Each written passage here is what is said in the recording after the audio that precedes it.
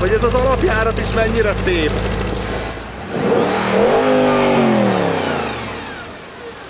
Van egy kis rekettes trombitálás benne, amit mostanában általában kidizájnolnak az autókból. Ide pedig pont ez kell úgy, mint egy falatkenyér.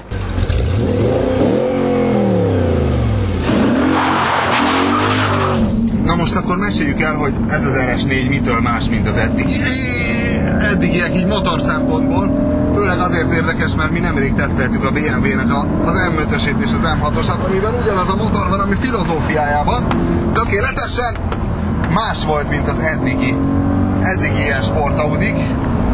Mert ugye a sportos Audik az utóbbi időben turbók voltak, például S4, ami volt a műsorban, ami ennél egyel kevésbé turbo és egy generációval korábbi, az 2.7-es biturbó volt, és akkor azt mondtam, volt is, aki megsértődött, hogy akinek az az autó nem elég, az menjen a francba, ha jól emlékszem.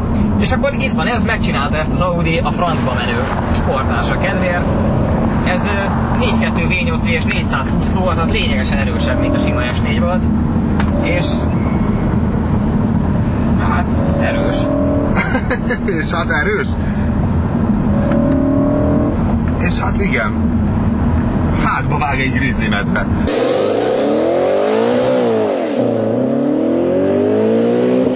Egy rendes motor forogjon. Mennyi? 2007, 5, 7, 8, 8 és 8-nál szabályoz le. A harmadikban 160-nál forog 8000-et. Ha esetleg ez valakit érdekel. 3-asban 160 nem rossz. Ez a Quattro, ez 60% nyomatékot ad abban hátra, és megnézzük, hogy ez... Ha! Na! Ez! Na mi van?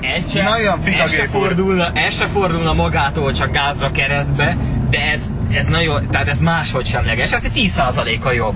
Azt a 60%-ot, amit az 50-ről felsófoltak, 60-ra azt érezni.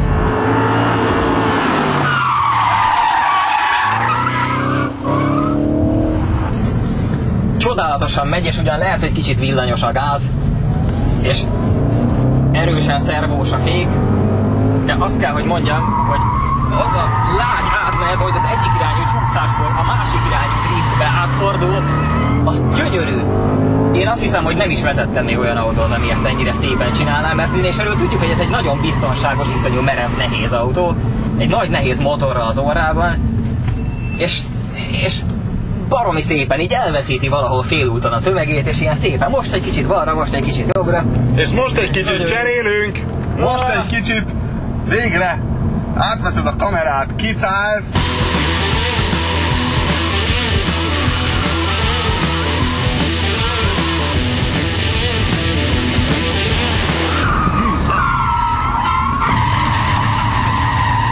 Ugye ez van az... Ó, és átfért, meghúztuk. Most gázzal csináltad, gázzal fordultál, és akkor radírozza az orrát, és meg egy kicsit az mind a 4 kerékkel radíroz, és majd próbáld ki, hogy nem adsz gázt, hanem hagyod, hogy a féken forduljon, nagyon lassan, fokozatosan adni neki, nehogy kihúzza az orrát. Ugye? Jaj! Na. Esküdni mennél, hogy jól vezetsz. Szeretnék mondani, de nem jut az eszembe semmi. Egy kicsit most... Guruljunk egy kicsit. Meditatíve.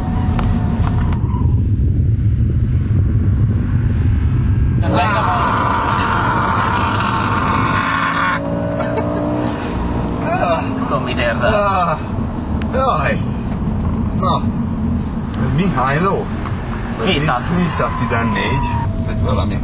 Benne van az audiság, benne van a technika nagy szeretete, a technikába vetett nagyobb bizalom, mint az emberbe vetett bizalom. Ezek mind benne vannak, de ez valami iszonyú. De az, hogy sírógörcsöt kapjon az ember, ez igazából Audira nem jellemző. Nem, ez nem jellemző.